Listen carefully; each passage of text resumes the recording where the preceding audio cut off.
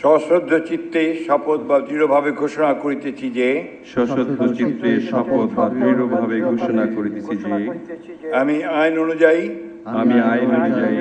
সরকারের মন্ত্রী পদের কর্তব্য সরকারের মন্ত্রী পদের কর্তব্য বিশ্বস্ততার সহিত পালন করিব। এখন নবনিযুক্ত মন্ত্রী এবং প্রতিমন্ত্রীর শপথ গ্রহণ অনুষ্ঠান শুরু করার জন্য মহামান্য রাষ্ট্রপতির সানুগ্রহ অনুমতি প্রার্থনা করছি।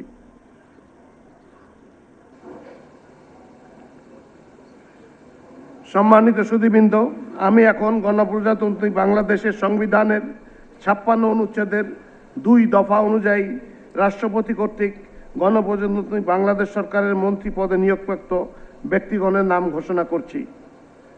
মন্ত্রী পদে ডক্টর আব্দুল মঈন খান এমপি,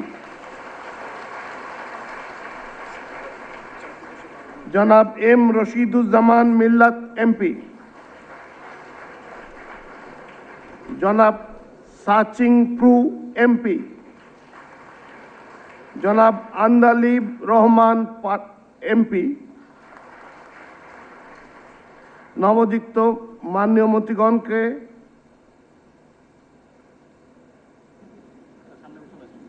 মহামান্য রাষ্ট্রপতির নিকট মন্ত্রী পদের শপথ ও গোপনীয়তার শপথ গ্রহণের জন্য সবিনয় অনুরোধ জানাচ্ছি।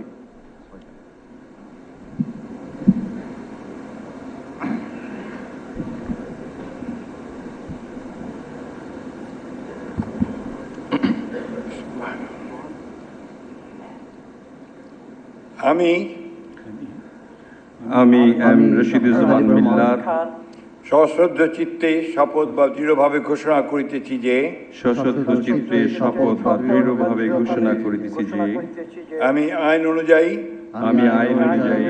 সরকারের মন্ত্রী পদের কর্তব্য সরকারের মন্ত্রী পদের কর্তব্য বিশ্বস্ততার সহিত পালন করিব। আমি বাংলাদেশের প্রতি অকৃত্রিম বিশ্বাস ও আনুগত্য পোষণ করিব। আমি সংবিধানের রক্ষণ সমর্থন ও নিরাপত্তা বিধান করিব। আমি ভীতি বা অনুগ্রহ অনুরাগ বা বিরাগের বশবর্তী না হইয়া সকলের প্রতি আইন অনুযায়ী যথাবিহিত আচরণ করিব। এবার নবযুক্ত মাননীয় মন্ত্রীগণকে গোপনীয়তা শপথ পাঠ পরিচালনা করার জন্য মহামান্য রাষ্ট্রপতিকে বিনীত অনুরোধ জানাচ্ছি। আমি সশ্রদ্ধ চিত্তে শপথ বা ঘোষণা দৃঢ়ভাবে ঘোষণা করিতেছি